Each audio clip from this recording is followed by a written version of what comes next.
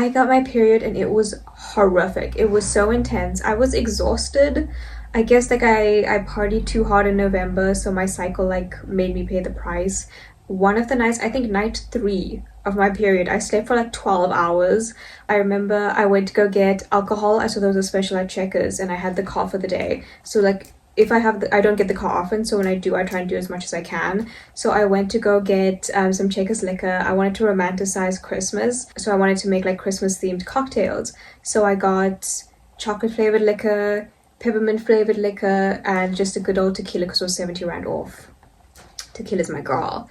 And I remember I was going down a bumpy like road, like sidewalk area with the bottles, and they were just like clinking against each other, and there was a lady that was like, the bottles, they're clinking. I think I started when I was very depressed and I had to romanticize every little thing, and it's become like a fun thing to do with like occasions that happen, like Valentine's Day, my birthday, Christmas. We did like December Christmas growing up, obviously like it's mixed with summer and stuff, but because it gets really gloomy during December, and I tend to get seasonal depression. This is the first year I didn't get seasonal depression, I think, since 2018. That is in most parts to Skokok.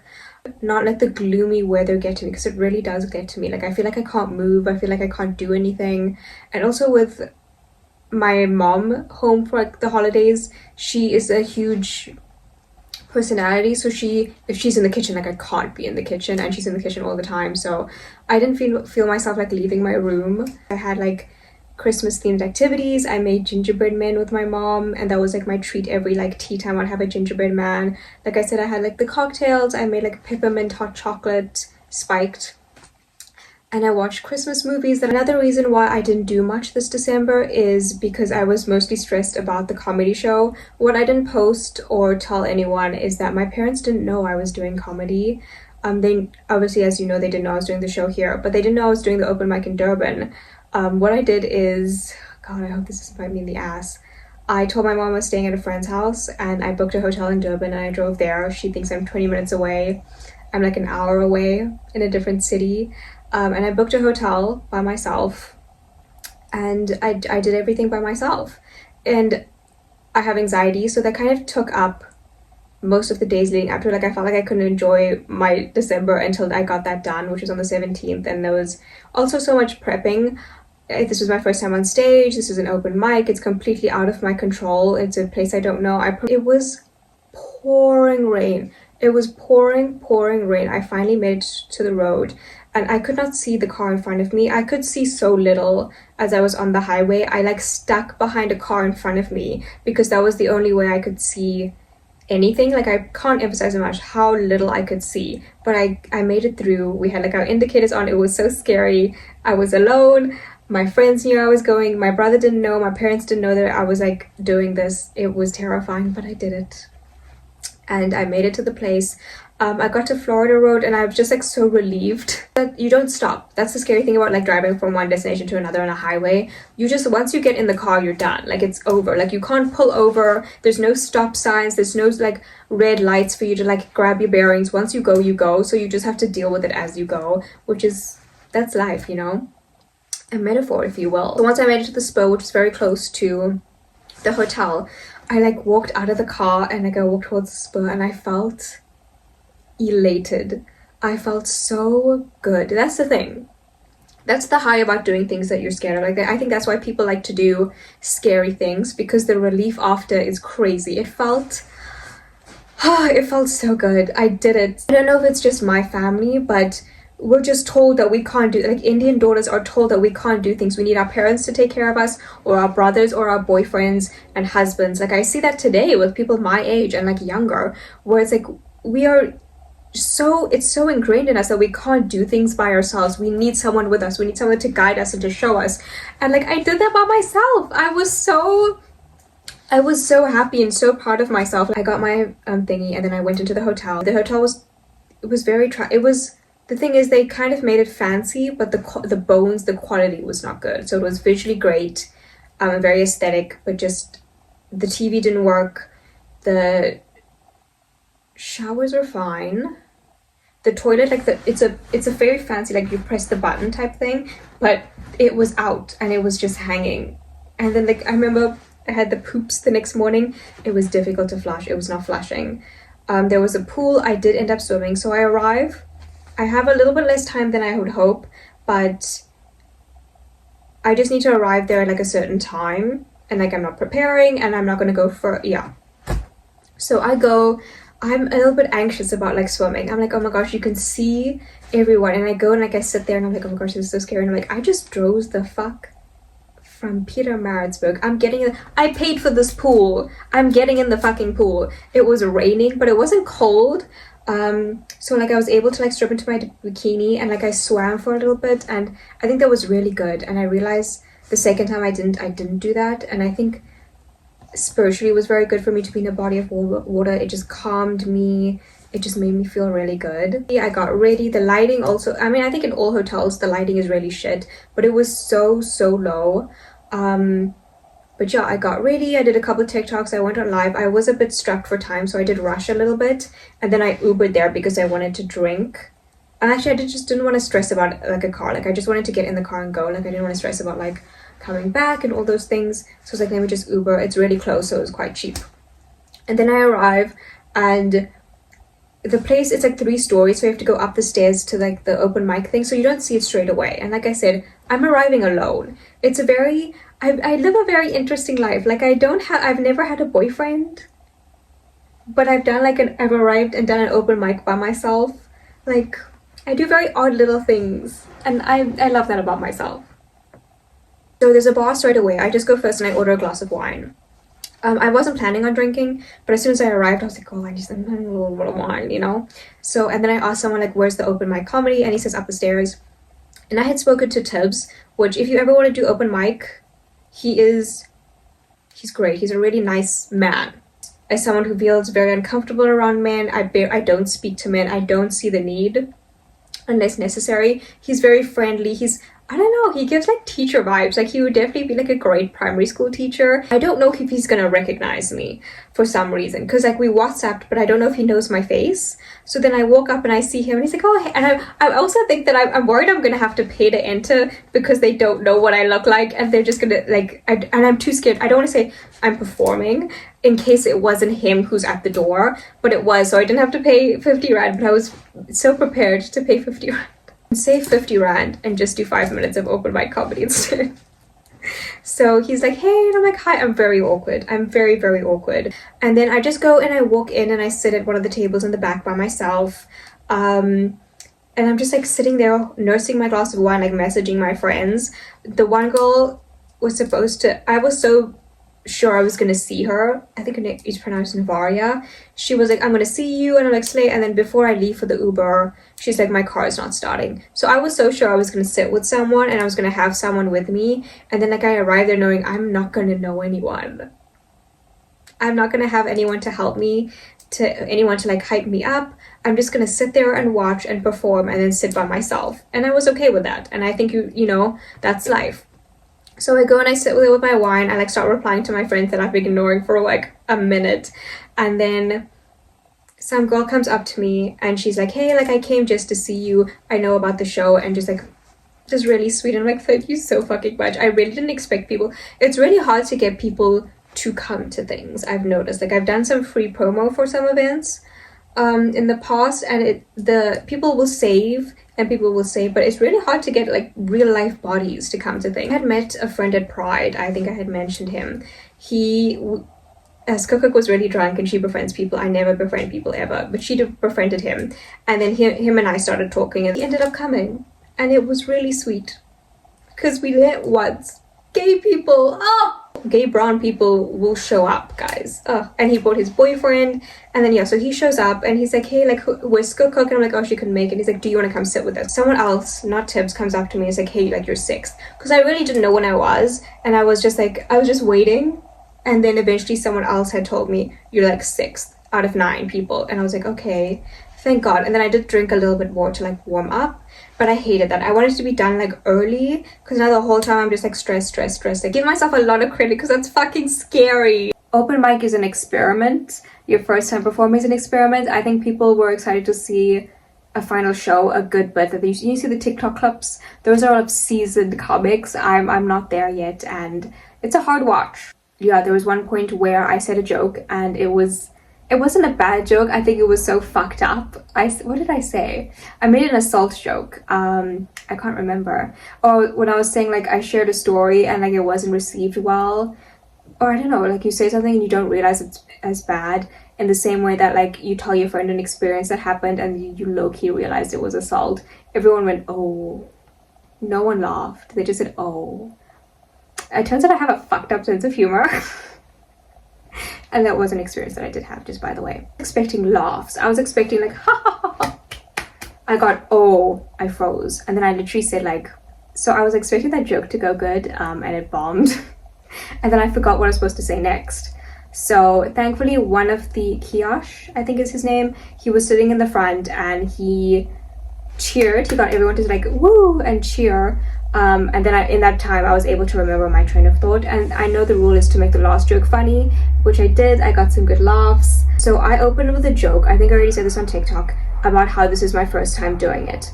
And then the people who were opening said that already, and I didn't want to repeat it because I don't know if you've ever had that experience where you go to some sort of show and then they ask 10 million times, are we having fun? Are you excited? Are you having fun? And then they keep asking. Like I get like the first time and it was like, oh, I didn't hear you. Are you having fun? And then like you cheer, but like it keeps getting asked. I didn't want to say again, it's my first time, and then get people to cheer because they would just be like, okay. Like I just didn't want to keep, I hate it as a viewer. So I just moved on to my next joke. And the joke and the space and the rule is you open with the best joke and you close with the best joke. So I went to my second joke, which is not as funny, but like it was still better than like doing the cheer thing. So I was already thrown for a loop as soon as it was time to start. Like I haven't been thrown for enough loops. My first joke was done, so I had to start with a second joke. I literally go up and say, I was supposed to say this is my first time, but they already said that. But yeah, it's a lot of experience, because also with performing comedy compared to any other thing is you need the laughs. Like a laugh is, whew, thank goodness people were drinking, but I did well. For my first time, I did very, very well. I'm really proud of myself. When I was done, like other people went and I got to enjoy it better. I just think I need to work on my confidence. But I've always had, I did drama in high school, who's surprised. I've had problems with projection, but I thought with a mic it wouldn't have to be an issue. It still is, but I'm very soft spoken. I'm a very quiet person. I don't project, so I need to focus on that, because there were some jokes that were missed also, which is crazy. I remember when it finished, I put the mic on the chair and I just like scurry off.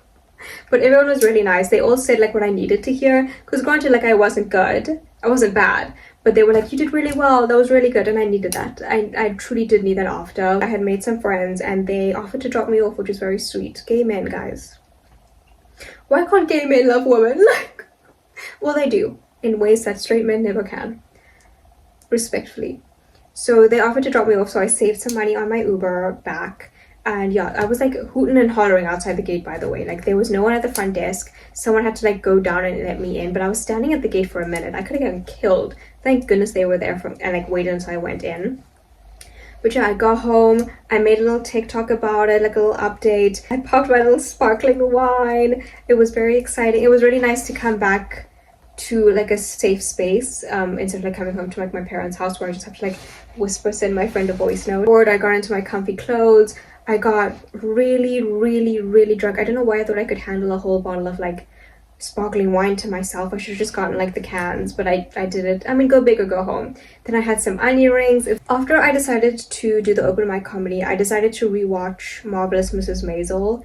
It is my favorite show ever. That and Hacks. Mind you, these were my favorite shows before I even thought about doing stand-up comedy. I really didn't think about it seriously, but my favorite shows are about stand-up.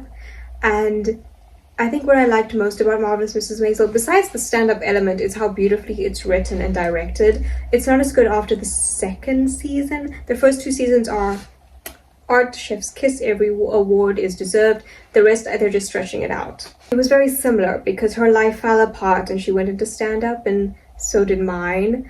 I wouldn't have done my show if I had had a job, or if influencing had taken off. I really wanted to be an influencer, but it's not working, so I'm like, fuck, let's try stand-up. Which didn't even fucking work. It's a beautiful, and just how she falls in love with it, how scary she's. I learned a lot about stand-up through her, about like the weights for laughs and like a tight five, and in itself, like I said, besides the stand-up, it's good TV, and it's been my favorite show, but it was really nice to rewatch it. And it comforted me throughout the whole process. It held my hand. It was very good, and I'm really grateful to have had Mrs. Maisel throughout that experience. And my view, it's kind of creepy though, like if someone's swimming. But there's the other place. That's where the photos on booking.com is. But yeah, there's a little covered seat. There's a bit of a breeze. There's some seats there. I was really hoping it was a nice sunny day we could swim. I'm gonna swim anyways. I'm just gonna go in quickly.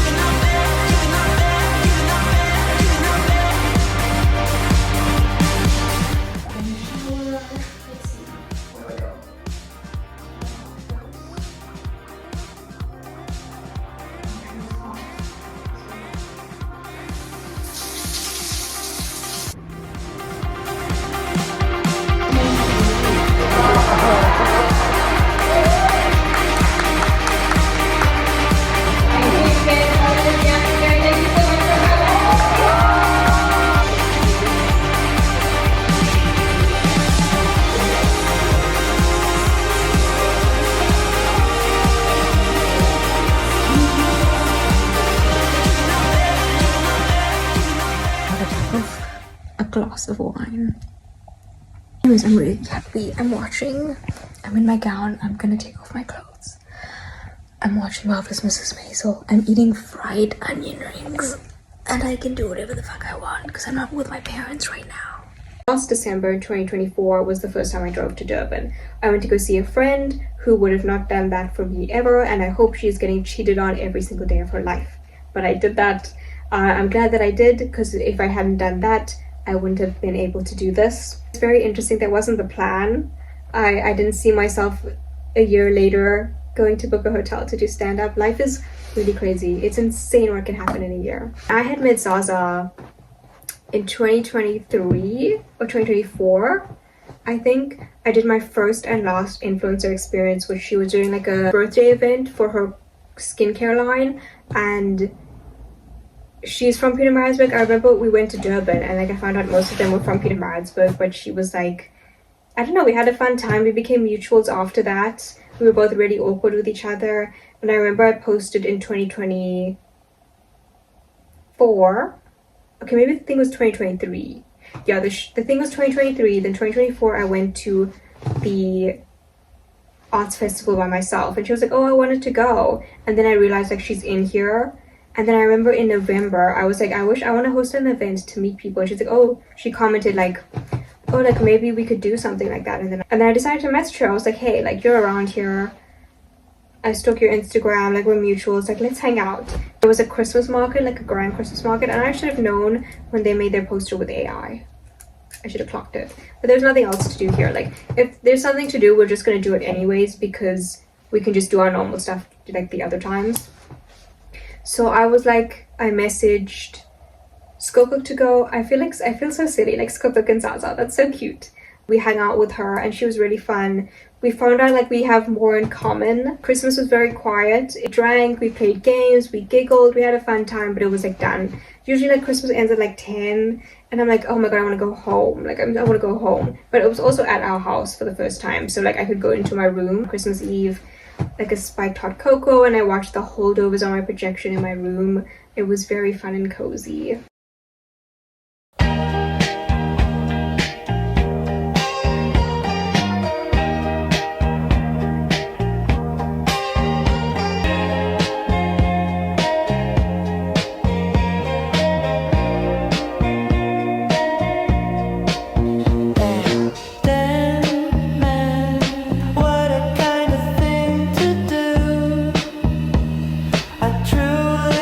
Decided to go to Rocking PNB. We had seen it on TikTok a lot of the time and it was quite disappointing. It was live music. and you pay to enter, but you don't dance. Like, you just listen to the live music. I think that was a scam, actually. I think it was 150 Rand for... Yeah, oh my god, they scammed us. It's 150 Rand to enter, like, during those times. And then 150 Rand, guys. And it's not like it's like a club where like you dance. Like, you sit there and they play music and you still talk. It's like a restaurant, but imagine paying for like the live music at a restaurant. That's crazy. So we arrived, and then there's also VIP seats. So we had to sit like in a different area. We couldn't see like it was not set up very well. And we ended up sitting like inside in this little table. People weren't very friendly. Like, everyone like stuck to themselves. So it really, you don't get much. But yeah, and then you obviously had to pay. They're quite expensive. Skokuk said Cape Town prices, and I was not giving Cape Town anything, I'm gonna tell you that much. But yeah, we had some cocktails. I got really drunk. I came home and like I passed out. Then I woke up feeling like shit. And the next morning, I had the cricket. I completely forgot about that. Oh my god. Yeah, like, I knew I had the cricket. Also, okay, let's talk about it. I don't like sports. I don't like sports. I don't watch sports. I love a sports movie. I love a sports show. My cousin had, as a favor to us, bought us tickets, and I was like, I can't say no because you did this as a favor. So knowing I had to wake up early and go to a fucking cricket, something I don't want, and so overstimulating and loud and chaotic, I said, let me get fucking wasted the night before.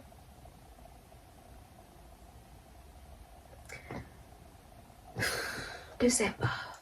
I woke up hungover. I slick back my hair. I don't do any makeup because my skin is like burning because it's so dry. I get ready. I'm so fucking hungover. I sound like, you know, in the morning where it's like mother of five gets ready, like, good morning. And I fill my top flask with tequila, and I'm like, I'll just buy a bottle of like Sprite or something while I'm there. I'm gonna have to hair the dog it. I'm so sorry. There's no way I'm doing this hungover. We squeezed in. We went to Britannia.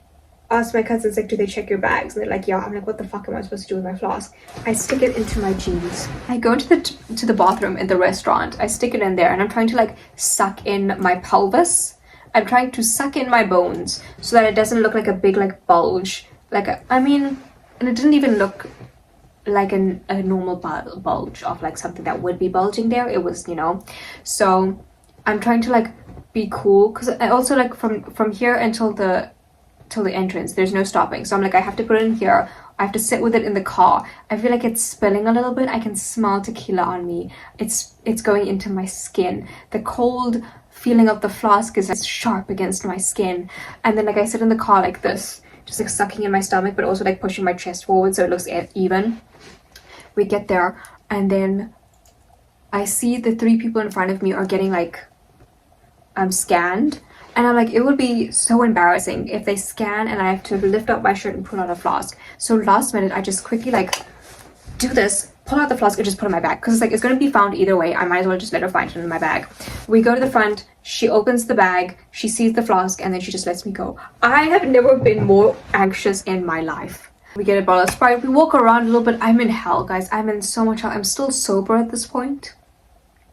It is, when it's gloomy, it's very bright. Because I guess the clouds are like a thin white light, and they make sure that everything is white and bright. You know? So then eventually we go in, and I show my mom and my aunt the flask, and they find it so funny.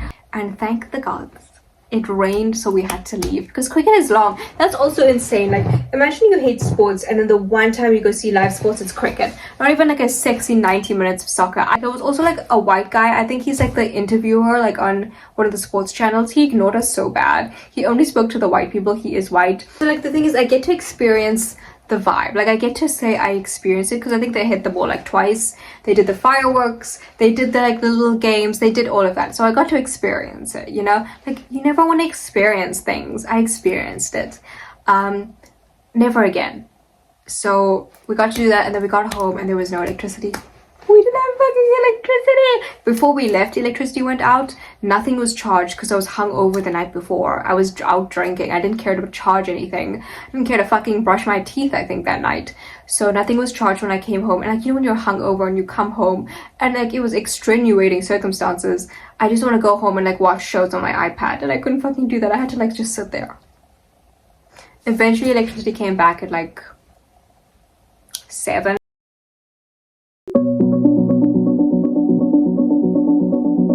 Cosmic relay, guiding through the night,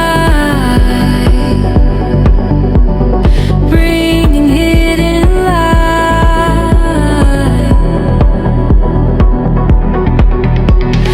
Whispers drift on a midnight tide, signals pulse where constellations hide. They've been listening to our silent plea. Now the frequency turns, set us free. The air grows thin, a subtle shift, a current flows through every drift. Cosmic relay, guiding through the night. From distant realms they bring the light. Mom drove the first half and I drove the longer second half. And my mom didn't know that I have driven long distances. She thinks I've driven, the longest is Hilton, but I've driven to Durban before and back. I've driven to Umhlanga. I've driven through, you know, the main road of Durban. It was chaos, but I did it. So I've done highways, I've done busy town. And the GPS was not making a sound. So I was doing a GPS with just visuals. And Joburg is scary. Like, Joburg is... like there's so many roads, there's so many lanes. It was pouring. Once you like get onto it, like it's scary. And my mom, she just saw a sign for Joburg. She's like, just take that one. I'm like, that's not how it works. It's like, you know, when you get to Cape Town, there's Cape Town Central, like there's Cape Town, and then like it's Cape Town. You know what I'm saying? So she was gonna take me to like CBD, I think, but we were like Midrand area. So I'm looking at the, thankfully, like because I've done so many highways and like so many trips, I know how to read a GPS and I see what it means, like when to turn when. And they were really quiet, they were really stressed. They wouldn't have been able to do it without me. It wasn't terrible. My cousin and I get along very well. She's the little sister I've always wanted. But yeah, but also like my little cousin was there, and I see him every time when I'm here, and I'm kind of tired of him, and at least I get to go home when I see him here. But there, we're stuck in the same house. We even sleep together. Because the house was so full, we ended up sleeping on mattresses in the TV room. The first night we like kikied, me and my 2 younger cousins. We had like deep, meaningful conversations, DMC. We talked about everything. I updated her about my life, about stand-up, and like I got to hear, she's 20, I got to hear all of her like uni experiences. My other cousin is 14, so it's like we're all in different stages of our lives. It's very interesting. New Year's Eve was kind of disappointing. Oh, we have this tradition. We used to do this COVID, and I think 2 or 3 years after COVID, when midnight struck, me and my cousin would jump into the pool. And it felt, I look back on like the years that happened after the pool jumping, like those were really good years. And 2025 was rough. 2025 was rough. So I was like, I need to cleanse 2025 off, like a refresh, a restart, just wash the previous year and start the new year anew. It's thundering, it's raining. I tell my cousin, girl, I don't think I'm gonna do it, it's raining. And she's like, oh, okay. Then I'm like, fuck it, let's just do it. This is the only time, just once. And it's been a year of like, fuck it, so just do it. Fuck it. Let's end all of my friendships because they treated me like shit, even if that means I have no friends. Fuck it, let's apply to do a comedy show. Fuck it, let's drive to Durban, book a hotel, and stay and do a fucking open mic. Fuck it, let's hang out with this girl named Skillcook. Fuck it, let's go to Maddie's. Let's see what's the worst that could happen. Fuck it, let's jump into the pool at midnight. So I do, and it was fun after. It was warmer than I expected. I was shivering, but we jumped in. I was liquored up with tequila, played like Marco Polo, and it was really nice. And we had a fun giggly time. It was just the 4 of us, me, my cousin, and her 2 friends, like in the pool. We were playing, we giggled, and then we did this thing where we pretended to like drag people into the pool. We played some music. It kind of got lively after midnight. Then someone drank too much and they threw up, so it's time to wrap it up. Shot thinking but not out loud. There are too many prophets here. This is the year that I lost my entire friend group, the year I was beat up by a bouncer, the year I was unemployed, the year I got my show cancelled, and more. Yet it was the best year of my life, because if this had not happened, I never would have had the courage to try stand up, but most importantly, I would have never met my people.